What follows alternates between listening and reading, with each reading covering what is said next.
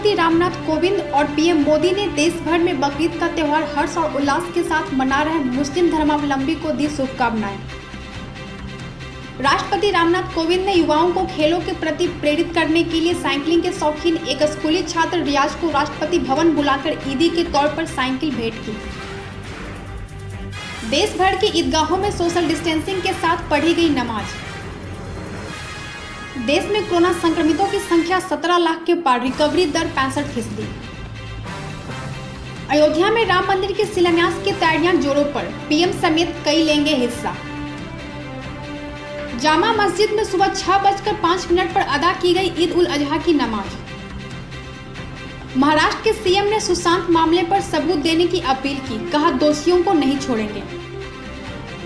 झारखंड में CM house के 2 कर्मी कोरोना पॉजिटिव, सुरक्षा बढ़ाई गई। लालू प्रसाद की सुरक्षा में लगे पुलिसकर्मी कामेश्वर पासवान की मौत के बाद निकले कोरोना संक्रमित। जैसलमेर के सूर्यागढ़ होटल में ठहरे राजस्थान कांग्रेस विधायकों ने ईद उल अजहा पर नमाज अदा की। महाराष्ट्र के अहमदनगर में दूध के दाम बढ़ाने की मांग को लेकर किसान सभा का विरोध प्रदर्शन जारी। जम्मू कश्मीर में कोरोना महामारी के चलते श्रीनगर में ईद उल अजहा के दिन मस्जिदें बंद रही, लोगों ने अपने घरों में ही नमाज अदा की।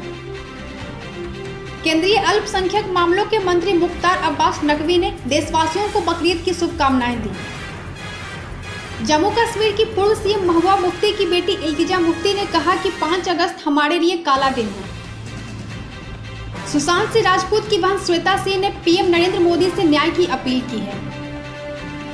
कोयला वाले घरों को रोशन तो करते ही हैं, बच्चों का भविष्य भी संवारते हैं।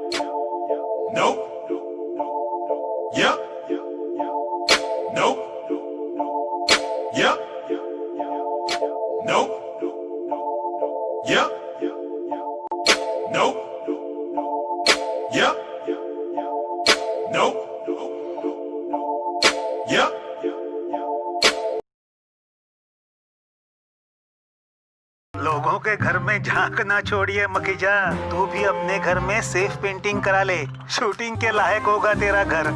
Asian paints safe painting service. Missed call दें 8050480504 पे। वाह।